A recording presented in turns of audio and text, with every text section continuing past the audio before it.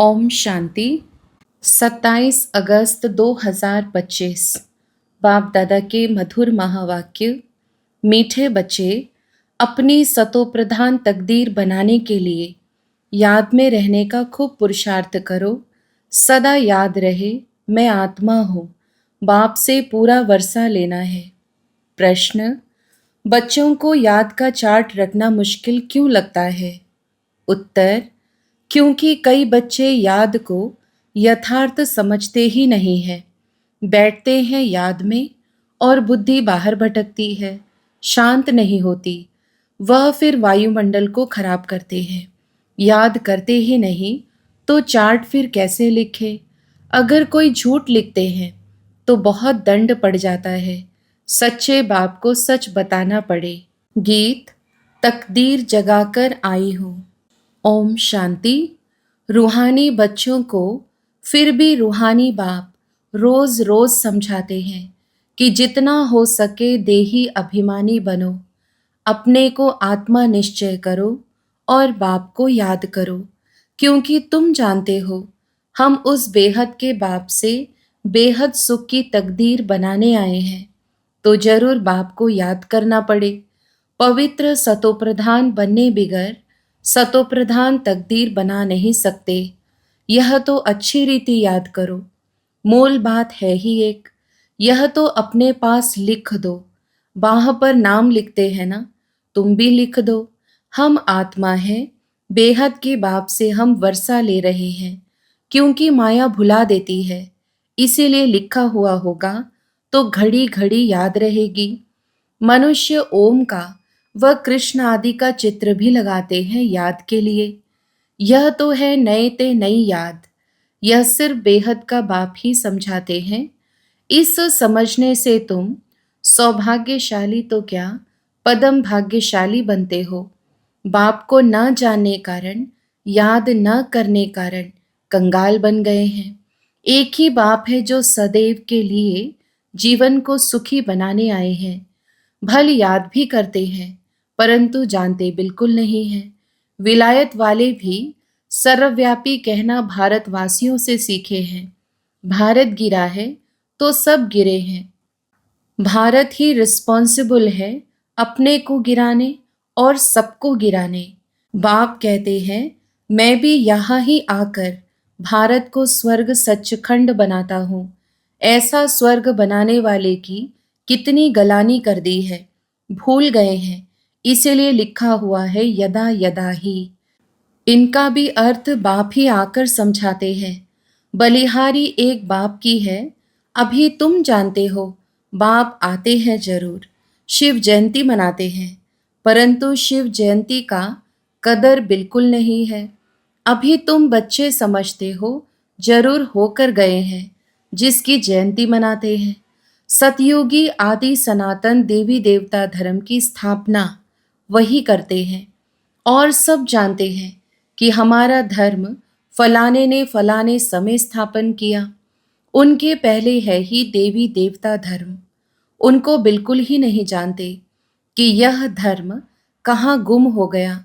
अभी बाप आकर समझाते हैं, बाप ही सबसे उच्च है और किसकी महिमा है नहीं। धर्म स्थापक की महिमा क्या होगी?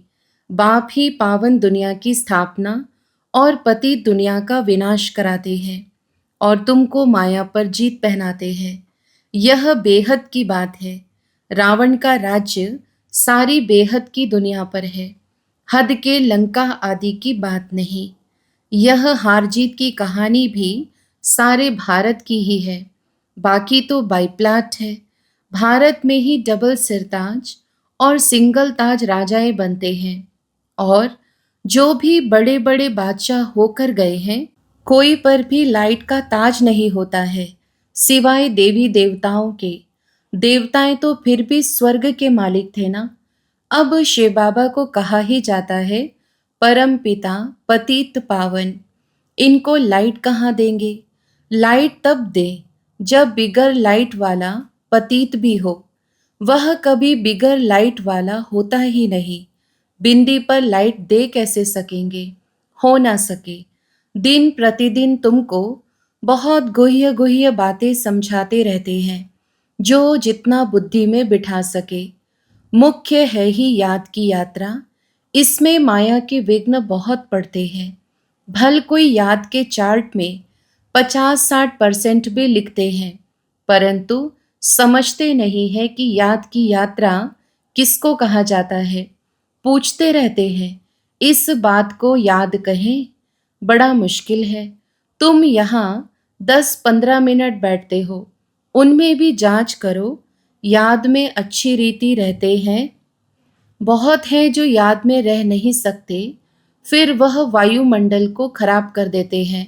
बहुत हैं जो याद में न रहने से विघ्न डालते हैं। सारा दिन बुद्धि बाहर भटकती रहती है, सो यहाँ थोड़े ही शांत होगी, इसीलिए याद का चार्ट भी रखते नहीं। झूठा लिखने से तो और ही दंड पड़े। बहुत बच्चे भूले करते हैं, छिपाते हैं, सच बताते नहीं। बाप कहे और सच ना बताए तो कितना दोष हो जाता। कितना भी बड़ा गंदा काम किया होगा तो भी सच बताने में लज्जा आएगी। अक्सर करके सब झूठ बताएंगे। झूठी माया झूठी काया है ना, एकदम देह अभिमान में आ जाते हैं। सच सुनाना तो अच्छा ही है, और भी सीखेंगे। यहाँ सच बताना है। नॉलेज के साथ साथ याद की यात्रा भी जरूरी है, क्योंकि याद की यात्रा से ही अपना और विश्व का कल्याण होना है। नॉलेज समझाने के लिए बहुत सहज है, याद में ही मेहनत है। बाकी बीज से झाड़ कैसे निकलता है, वह तो सबको मालूम रहता है। बुद्धि में 84 का चक्र है, बीज और झाड़ की नॉलेज होगी ना। बाप तो सत्य है, चैतन्य है, ज्ञान का सागर है, उनमें नॉलेज है समझाने के लिए। यह है बिल्कुल अनकॉमन बात। यह मनुष्य सृष्टि का झाड़ है, यह भी कोई नहीं जानते। सब नेति नेति करते गए, ड्यूरेशन को ही नहीं जानते, तो बाकी क्या जानेंगे।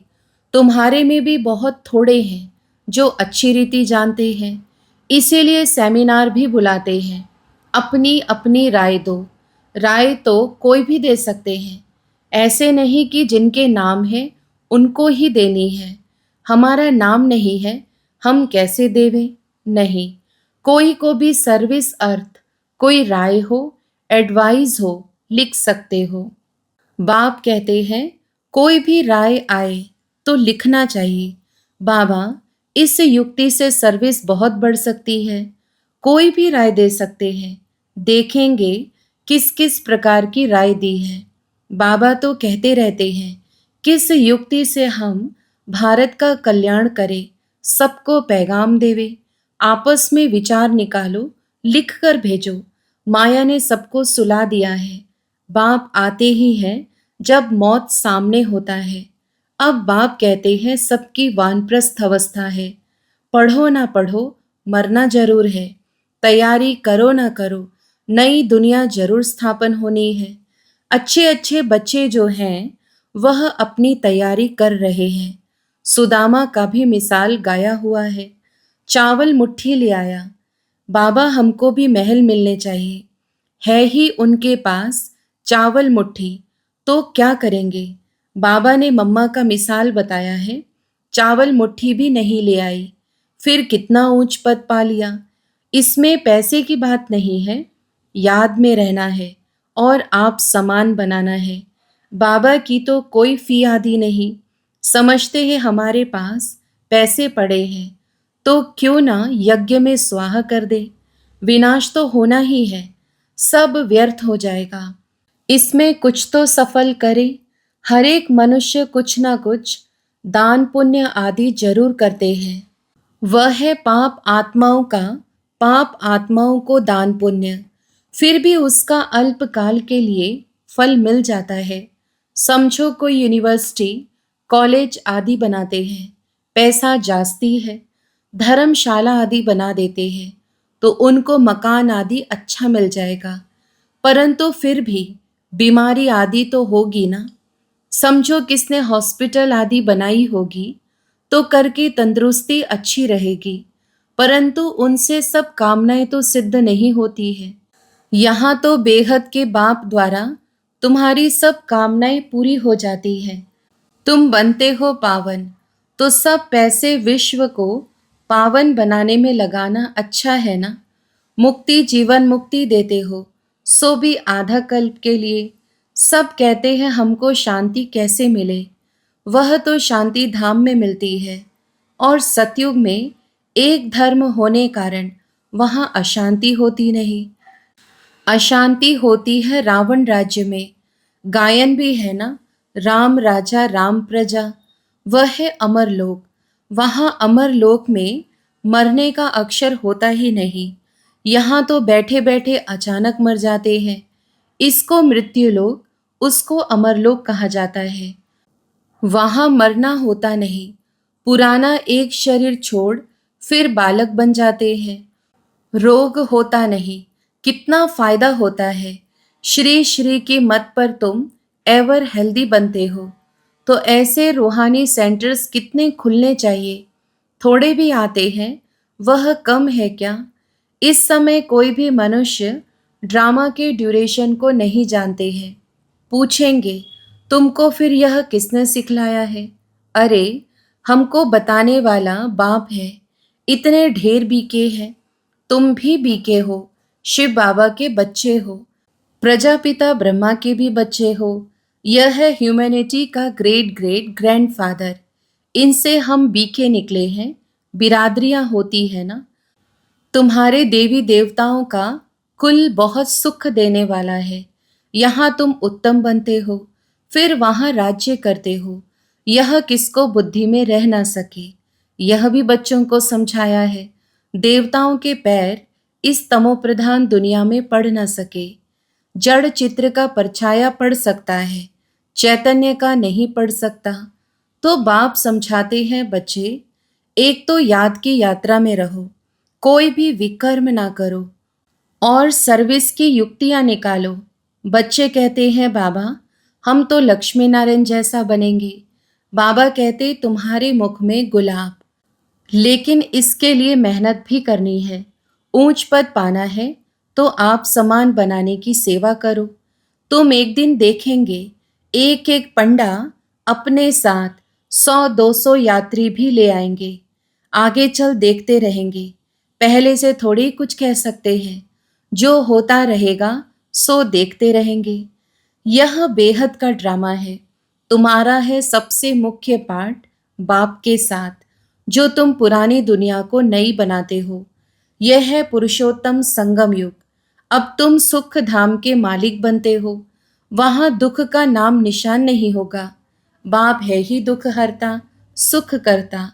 दुख से आकर लिबरेट करते हैं। भारतवासी फिर समझते हैं, इतना धन है, बड़े बड़े महल है, बिजलियां हैं, बस यही स्वर्ग है। यह सब है माया का पॉम्प। सुख के लिए साधन बहुत करते हैं, बड़े बड़े महल बनाते हैं, फिर मौत कैसे अचानक हो जाता है। वहां मरने का डर नहीं। यहाँ तो अचानक मर जाते हैं, फिर कितना शोक करते हैं, फिर समाधि पर जाकर आंसू बहाते हैं। हर एक की अपनी अपनी रस्म रिवाज है, अनेक मत है। सतयुग में ऐसी बात होती नहीं। वहां तो एक शरीर छोड़ दूसरा ले लेते हैं। तो तुम कितना सुख में जाते हो, उसके लिए कितना पुरुषार्थ करना चाहिए। कदम कदम पर मत लेनी चाहिए। गुरु की व पति की मत लेते हैं, वह तो अपनी मत से चलना होता है। आसुरी मत क्या काम देगी, आसुरी तरफ ही ढकेलेगी। अब तुमको मिलती है ईश्वरीय मत, ऊंचते ऊंच। इसीलिए गाया हुआ भी है, श्रीमद् भगवानुवाच। तुम बच्चे श्रीमत से सारे विश्व को हेवन बनाते हो। उस हेवन के तुम मालिक बनते हो। इसीलिए तुम्हें हर कदम पर श्रीमत लेनी है। परंतु किसकी तकदीर में नहीं है तो फिर मत पर चलते नहीं है। बाबा ने समझाया है, किसको भी अपना कुछ अकल हो, राय हो, तो बाबा को भेज देवे। बाबा जानते हैं कौन कौन राय देने लायक है। नए नए बच्चे निकलते रहते हैं। बाबा तो जानते हैं ना कौन से अच्छे अच्छे बच्चे हैं। दुकानदारों को भी राय निकालनी चाहिए। ऐसे यत्न करें जो बाप का परिचय मिले। दुकान में भी सबको याद कराते रहें। भारत में जब सतयुग था तो एक धर्म था। इसमें नाराज होने की तो बात ही नहीं। सबका एक बाप है। बाप कहते हैं मामेकम याद करो तो तुम्हारे विकर्म विनाश हो जाए, स्वर्ग के मालिक बन जाए। अच्छा, मीठे मीठे सिकिलधे बच्चों प्रति माता पिता बाप दादा का याद प्यार और गुड मॉर्निंग। रूहानी बाप की रूहानी बच्चों को नमस्ते। हम रूहानी बच्चों की भी रूहानी माता पिता बाप दादा को याद प्यार, गुड मॉर्निंग और नमस्ते। धारणा के लिए मुख्य सार। पहला, श्रीमत पर चलकर सारे विश्व को स्वर्ग बनाने की सेवा करनी है। बहुतों को आप समान बनाना है। आसुरी मत से अपनी संभाल करनी है। दूसरा, याद की मेहनत से आत्मा को सतो प्रधान बनाना है। सुदामा मिसल जो भी चावल मुट्ठी है वह सब सफल कर अपनी सर्व कामनाएं सिद्ध करनी है। वरदान, एक बाप दूसरा न कोई, इस दृढ़ संकल्प द्वारा अविनाशी अमर भव। विस्तार, जो बच्चे यह दृढ़ संकल्प करते हैं कि एक बाप दूसरा न कोई, उनकी स्थिति स्वतः और सहज एक रस हो जाती है। इसी दृढ़ संकल्प से सर्व संबंधों की अविनाशी तार जुड़ जाती है और उन्हें सदा अविनाशी भव, अमर भव का वरदान मिल जाता है। दृढ़ संकल्प करने से पुरुषार्थ में भी विशेष रूप से लिफ्ट मिलती है। जिनके एक बाप से सर्व संबंध हैं, उन्हें सर्व प्राप्तियां स्वतः हो जाती हैं। स्लोगन, सोचना, बोलना और करना तीनों को एक समान बनाओ, तब कहेंगे सर्वोत्तम पुरुषार्थी। अव्यक्त इशारे, सहज योगी बनना है तो परमात्मा प्यार के अनुभवी बनो। जिस समय जिस संबंध की आवश्यकता हो उसी संबंध से भगवान को अपना बना लो। दिल से कहो मेरा बाबा और बाबा कहे मेरे बच्चे। इसी स्नेह के सागर में समा जाओ। यह स्नेह छत्र छाया का काम करता है। इसके अंदर माया आ नहीं सकती। यही सहज योगी बनने का साधन है। अच्छा, ओम शांति।